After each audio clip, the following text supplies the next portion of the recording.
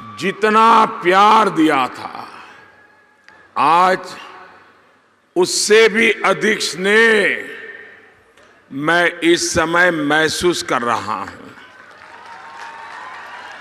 और ये मेरा सौभाग्य है। मैं आज आप लोगों से एक शिकायत करना चाहता हूं। करूं क्या? बुरा तो नहीं मानोगे ना? अरे चुनाव है भाई, कोई बुरा मान जाए तो मुसीबत हो जाए। बुरा नहीं मानोगे ना? करूं शिकायत? पक्का? प्रॉमिस? देखिए, मैं 5 साल पहले इसी तारीख को आपके बीच में आया था, लेकिन उस समय आधे लोग भी नहीं थे। और आज क्या कारण है? डबल से भी ज्यादा लोग हैं।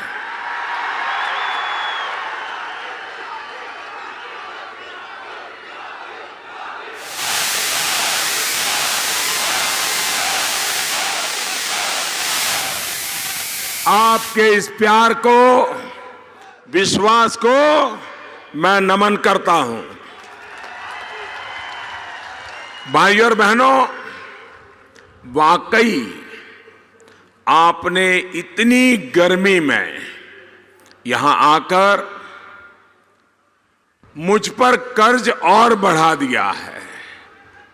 साथियों, ये भूमि तप, तपस्या की, सेवा की, श्रद्धा की, सबका साथ सबका विकास की भूमि है।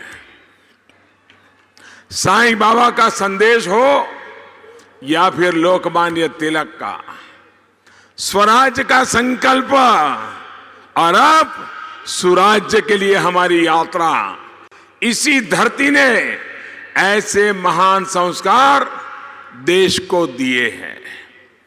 आपके सहयोग से इन्हीं संस्कारों को मजबूत करने की कोशिश आपके इस सेवक ने भी की है। बीते 5 वर्ष में जन भागीदार से चलने वाली एक मजबूत, निर्णय लेने वाली सरकार दुनिया ने भारत में देखी है। उससे पहले 10 वर्ष तक, याद है ना 10 वर्ष कैसे गए? रिमोट सरकार के 10 वर्ष कैसे थे, याद है ना? हर दिन अखबार में खबरें क्या आती थी? हर दिन घोटाले, घपले, फैसले न लेना। सरकार को भी दुनिया ने अच्छी तरह परखा है। आज दुनिया भारत को महाशक्ति के रूप में अनुभव कर रही है। तो बीते 5 वर्ष की आपकी मेहनत का परिणाम है। अब आपको तय करना है, जब इस बार आप वोट देने जाएंगे, आप देश का फैसला करने जा रहे हैं।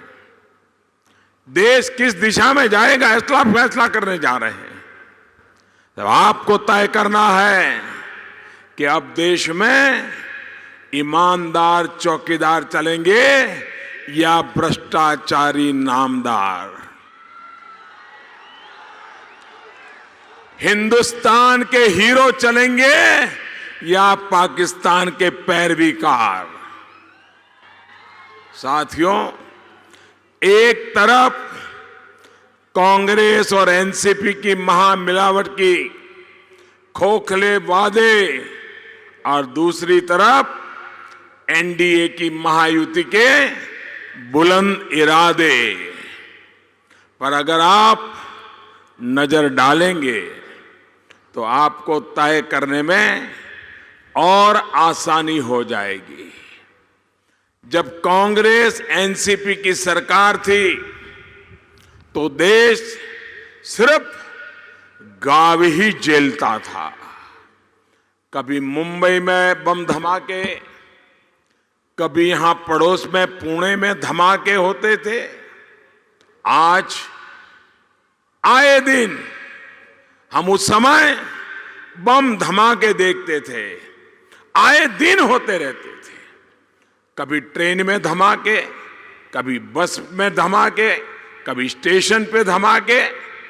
उन बम धमाकों में कौन मरता था? इन बम धमाकों में कौन मरता था? इन बम धमाकों में कौन मरता था? हमारा किसान, व्यापारी, विद्यार्थी, नौकरी पेशा, मजदूर, यानी हर किसी की जान पर संकट था। 5 वर्ष में आपने इस चौकीदार की सरकार भी देखी है। अब वो बम धमाके कहां गए? साथियों, इस चौकीदार ने आतंक के सरपरस्तों में ये डर बिठाया है कि उनकी एक भी गलती उन्हें भारी पड़ जाएगी। ये चौकीदार उन्हें पाताल से भी खोज करके निकाल लाएगा और उन्हें सजा देगा। भाई और बहनों, याद करिए, पहले जो सरकार थी वो पाकिस्तान के सामने, दुनिया के सामने कैसे कमजोर लगती थी। हमारे जवान बदला लेने की मांग करते थे, लेकिन सरकार को सांप सूंघ जाता था। चौकीदार की सरकार पाकिस्तान में आतंकियों के घर में घुसकर मारने के लिए अपने सपूतों को इजाजत देती है। घर में घुसकर मारना चाहिए कि नहीं मारना चाहिए? मारना चाहिए कि नहीं मारना चाहिए?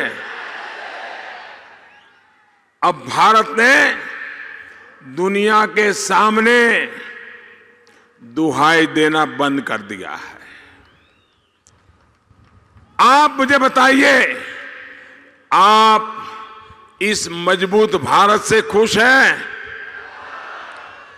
घर में घुसकर आतंकियों को मारना की नाती आपको मंजूर है? भाइयों और बहनों, आप तो खुश हैं, लेकिन उनका क्या करेंगे जिन्होंने बरसों पहले देश की भावनाओं को समझना ही छोड़ दिया? साथियों, इस बार तो हद ही हो गई है। कांग्रेस, एनसीपी ऐसे लोगों के साथ खड़े हैं जो कह रहे हैं कि जम्मू कश्मीर को भारत से अलग कर देंगे, जम्मू कश्मीर में अलग प्रधानमंत्री बना देंगे। मुझे कांग्रेस के लोगों से कोई उम्मीद नहीं है, क्योंकि ये पाप उन्हीं की पैदावार है। लेकिन मुझे समझ नहीं आता है कि शरद राव पवार को क्या हो गया है।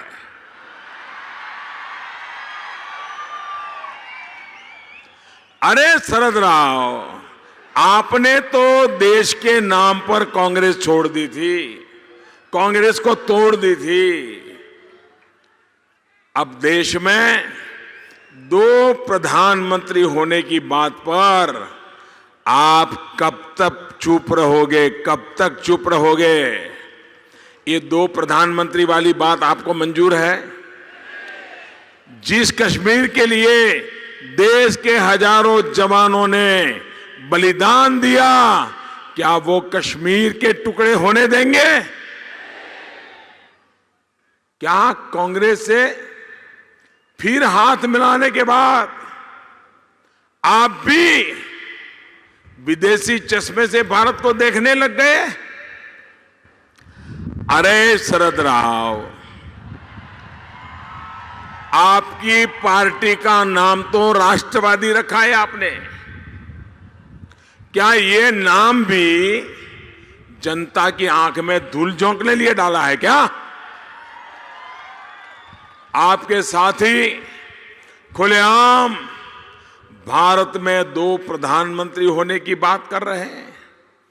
अरे छत्रपति शिवाजी की धरती के होकर आपको नींद कैसे आ रही है शरद राव? भाई और बहनों, कांग्रेस जम्मू कश्मीर से सेना को हटाने की बात कर रही है।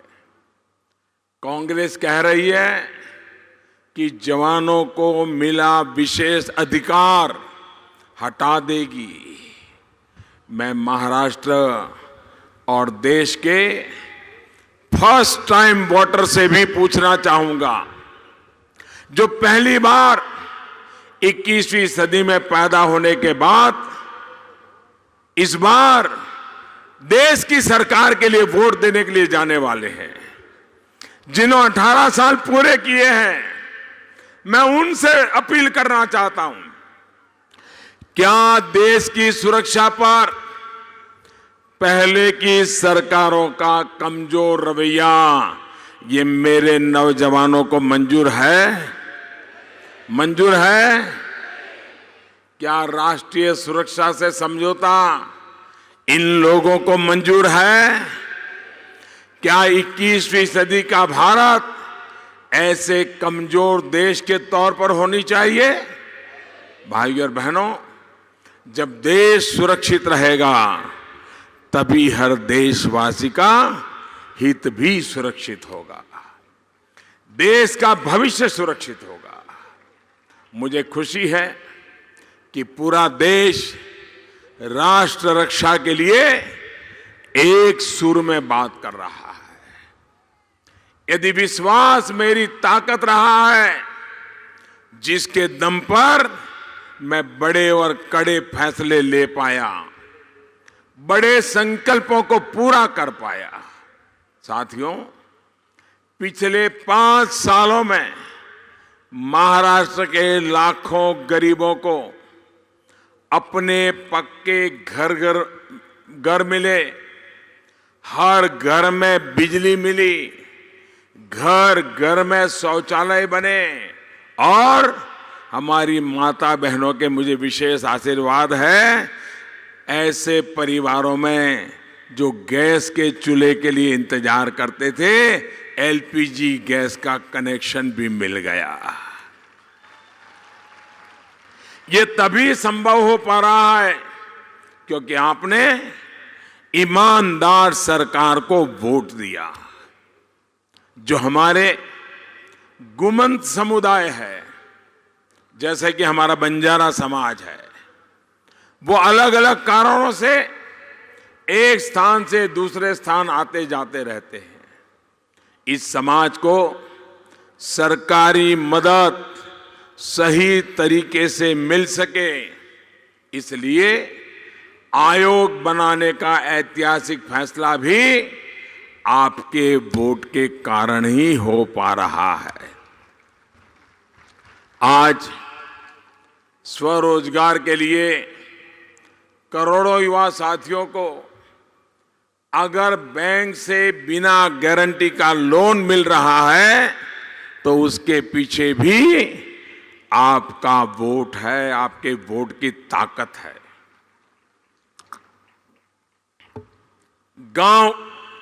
गांव में सड़कें, ये बाईपास, पुराने लटके भटके रेलवे प्रोजेक्ट्स आज तेजी से पूरे हो रहे हैं। तो इसके पीछे अगर सबसे बड़ी ताकत है तो आपका वोट है। भाइयों और बहनों, कल 11 अप्रैल को महात्मा ज्योतिबा फुले की जयंती थी। फुले शाहू आंबेडकर विचारधारा को कार्य रूप देने के लिए उस तरह का हृदय आवश्यक होता है। ऐसा हृदय व्यक्तिगत स्वार्थ और परिवार के स्वार्थ की राजनीति करने वालों में नहीं हो सकता। इसी सोच के साथ हमारी सरकार शेतकारी समाज की भी छोटी छोटी दिक्कतों का ध्यान रख रही है। पीएम किसान सम्मान योजना के तहत सीधे बैंक खाते में रुपया जमा करने का काम भी जारी है। लाखों परिवारों के खेतों में, उनके खाते के अंदर, ऐसे परिवारों के खाते के अंदर पैसा पहुंच चुका है और बाकियों को भी जल्द ही जल्द पैसा पहुंच जाएगा। साथियों, भाजपा एनडीए ने इस बार बड़े संकल्प लिए हैं। मई की 23 तारीख के बाद जब फिर मोदी सरकार आएगी, एक बार फिर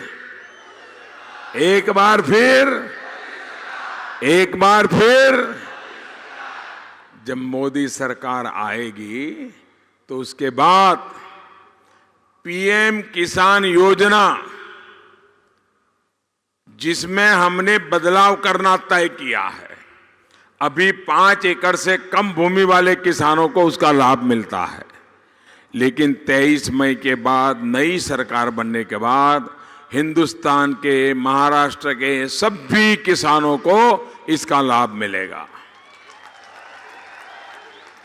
साथ ही दिन रात मेहनत करने वाले जो छोटे किसान हैं, उनको 60 साल के बाद नियमित पेंशन मिले, इसका भी प्रबंध किया जाएगा।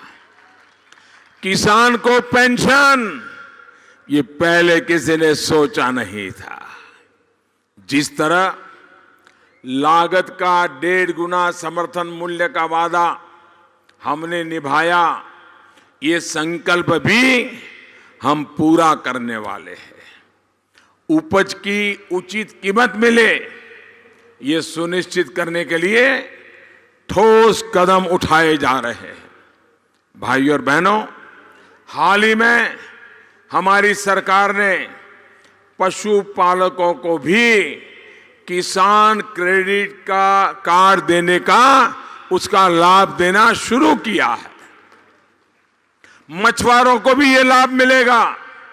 ऐसे ही गन्ना किसानों की समस्याओं को दूर करने के लिए, गन्ने से इथेनॉल बनाने के लिए बड़े स्तर पर काम कर रहे हैं। देश भर में इसके लिए प्लांट लगाए जा रहे हैं। भाइयों और बहनों, पानी को लेकर इस एनडीए की सरकार का काम आपके सामने है। देवी अहिल्याबाई होलकर ने जिस तरह गांव-गांव कुएं और बावड़ियां खोलने का अभियान छेड़ा था, उसी तरह यहां की हमारी सरकार भी काम कर रही है। हमारा प्रयास है कि नदियों का पानी जो कोंकण के समुद्र में बह जाता है, उसका सदुपयोग हो, किसान को पानी मिले। इसके लिए फिर एक बार जब मोदी सरकार बनेगी, फिर एक बार जब मोदी सरकार बनेगी, तो एक विशेष जल शक्ति मंत्रालय बनाने का संकल्प हमने लिया है। सिर्फ पानी के लिए एक अलग मंत्रालय होगा। अगर पानी की समस्या का समाधान करें तो किसान को कभी समस्या पैदा ही नहीं होगी। इसके माध्यम से देश की नदियों का या समंदर का पानी कैसे कैसे उपयोग में लाया जा सकता है, टेक्नोलॉजी के द्वारा लाया जा सकता है, डिसैलिनेशन किया जा सकता है, इसके लिए काम किया जाएगा। साथियों, एक तरफ हमारे संकल्प है, वहीं दूसरी तरफ कांग्रेस एनसीपी के ढकोसले हैं। एक तरफ पानी के लिए महायुति सरकार के काम है, तो दूसरी तरफ कांग्रेस सरकार में हुए घोटाले और अजीत परिवार के शर्मनाक बयान है। ऐसे ही अपराधों की वजह से देश के लोगों ने कांग्रेस का मन और कांग्रेस की नीयत को अच्छी तरह जान लिया है, पहचान लिया है। और इसलिए अब जनता ने ही नया नारा दे दिया है, कांग्रेस हमेशा के लिए हटाओ। कांग्रेस हमेशा के लिए हटाओ, तभी देश में गरीबी दूर होगी। कांग्रेस हटाओ, तभी देश आगे बढ़ेगा। कांग्रेस हटाओ, तभी देश में आधुनिक इंफ्रास्ट्रक्चर का निर्माण होगा। कांग्रेस हटाओ, तभी देश में सबका साथ सबका विकास हो पाएगा। कांग्रेस हटाओ, तभी देश में घोटाले और भ्रष्टाचार से भारत मुक्त हो पाएगा। भाइयों और बहनों, इस बार आपका एक एक वोट महायुति के समर्थन के साथ ही कांग्रेस और उसके साथियों को सजा देने के लिए भी होना चाहिए। याद रखिएगा, ये भारत को लूटते रहे हैं, महाराष्ट्र को लूटते रहे हैं। ये लोग गरीब किसानों के दुश्मन हैं, महाराष्ट्र की जनता के दुश्मन है। हर देशवासी की आकांक्षा उनके लिए आंख में खटकती है। इस चुनाव में भी कांग्रेस ने जिस तरह तुगलक रोड चुनावी घोटाला किया है, वो देश देख रहा है, हमारे नौजवान वोटर देख रहे हैं। मालूम है ना तुगलक रोड चुनावी घोटाला? नहीं है ना मालूम? ऐसी बातें अखबार में जरा कम आती है, लेकिन टीवी पर आपने नोटों के बंडल देखे होंगे। तुगलक रोड ये दिल्ली के अंदर एक रोड है, उस पर एक बड़ा शानदार बंगला है, उस पर एक नेताजी रहते हैं, और वहां कैसे कैसे खेल खेले गए उसका कच्चा चिट्ठा निकल करके बाहर आए। और क्या है, मध्य प्रदेश से बोरे बोरे भर करके रुपये वहां आए, और जो पैसा गरीब बच्चों को कुपोषण से बचाने के लिए मध्य प्रदेश सरकार को भेजा गया था, वो पैसा लूटकर कांग्रेस चुनाव में लगा रही है। ऐसे भ्रष्टाचार को माफ करेंगे? क्या भ्रष्टाचार को सहन करेंगे? अभी तो मध्य प्रदेश की सरकार अभी बनी है, और इतने दिनों में उन्होंने बिल्कुल चारों तरफ से जमा करना शुरू कर दिया। उनकी आदत जाती नहीं है। दिल्ली के तुगलक रोड में बोरा भर भर के मिल रही नोटों की गड्डियां कांग्रेस की असली पहचान है। भाइयों बहनों, ये चौकीदार चौकन्ना है, ये चौकीदार ईमानदार है, और तभी तो इन चोरों को पकड़ पाया।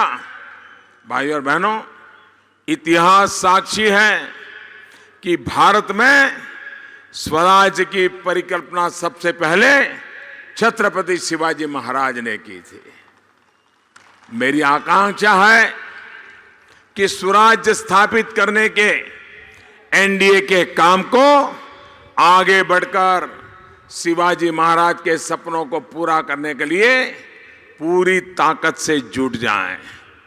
महाराष्ट्र के सभी साथियों से मेरा आग्रह है कि केंद्र में मुझे मजबूत करने के लिए कमल के निशान पर बटन दबाइए। जहां हमारे महायुति के मेंबर लड़ रहे हैं, धनुष बाण उनके लिए बटन दबाइए।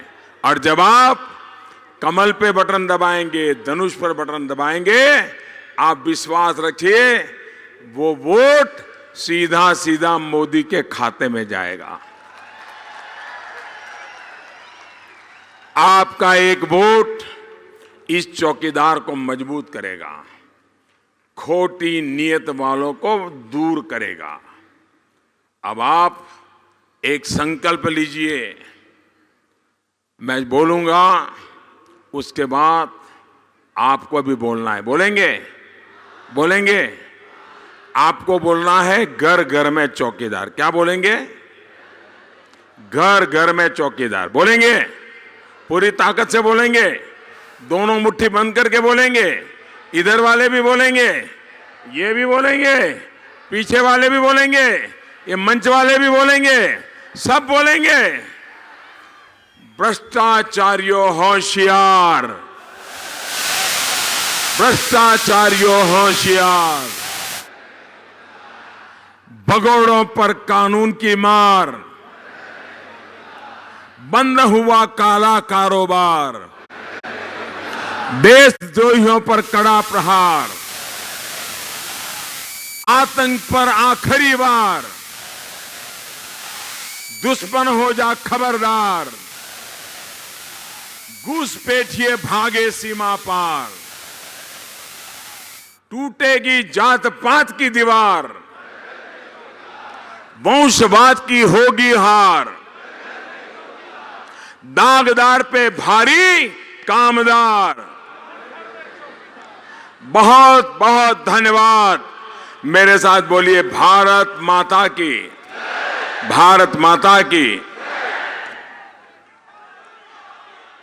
की हो सरकार, जन जन की है यही पुकार, बीजेपी की हो सरकार, गुणी जनों ने बात है सोधी, प्रधान नरेंद्र मोदी। नया बनाना है इतिहास। सध्याची महत्त्वाची बातमी आपण या ठिकाणी पाहत आहोत ती म्हणजे पंतप्रधान नरेंद्र मोदी या ठिकाणी नगरमध्ये आले आणि यावेळी त्यांनी बोलताना काँग्रेस आणि राष्ट्रवादीवर कडाडून टीका केलेली आहे। नगरचे भाजपचे उमेदवार सुजय विखे पाटील यांच्या प्रचारासाठी मोदी सध्या नगरमध्ये आहेत आणि यावेळी त्यांनी बोलताना शरद पवारांवरही टीका केली होती। कारण याआधी काही दिवसांपूर्वी ज्यावेळेला नगर जिल्ह्यात शरद पवारांनी जाहीर सभा केली त्यावेळेला त्यांनी मोदींवर तोफ डागली होती आणि त्यालाच कुठेतरी मोदींनी आज प्रत्युत्तर दिलेलं आहे। देशाचे तुकडे करणाऱ्यांसोबत काँग्रेस राष्ट्रवादी आहे अशा प्रकारचा गंभीर आरोप यावेळी मोदींनी केलेला आहे। त्याचबरोबर काँग्रेसच्या काळात बस स्टेशन ट्रेनमध्ये ब्लास्ट झाले, राष्ट्रवादी हे नाव हे जनतेच्या डोळ्यात धूळ फेकणार आहे अशा प्रकारचे आरोप जो आहे तो मोदींनी यावेळी काँग्रेस राष्ट्रवादीवर केलेला आहे। 23 मेला या ठिकाणी 23 एप्रिलला मतदान होत आहे नगरमध्ये, नगरच्या मतदारसंघासाठी आणि यावेळेला नगरमध्ये भाजपचे उमेदवार आहेत सुजय विखे पाटील जे राधाकृष्ण विखे पाटील यांचे पुत्र आहेत आणि त्यांच्याच प्रचारासाठी मोदी आज नगरमध्ये आल्याचं पाहायला मिळते। दरम्यान गरिबांचे पैसे काँग्रेस निवडणुकीसाठी वापरत आहे अशा प्रकारचा आरोप देखील मोदींनी यावेळी केलेला आहे। सुजय विखेंच्या प्रचारासाठी मोदी या ठिकाणी उतरल्याचं पाहायला मिळतंय। सध्याची महत्त्वाची बातमी आपण या ठिकाणी पाहत आहोत। लोकसभा निवडणुकींच्या पार्श्वभूमीवर भाजपचे उमेदवार सुजय विखे यांच्या प्रचारासाठी मोदी या ठिकाणी नगरमध्ये आलेले आहेत। ते काय बोलणार याकडे सगळ्यांचं लक्ष लागलं होतं, मात्र यावेळेला बोलताना काँग्रेस आणि राष्ट्रवादी आघाडीवर मोदींनी कडाडून टीका केली आहे।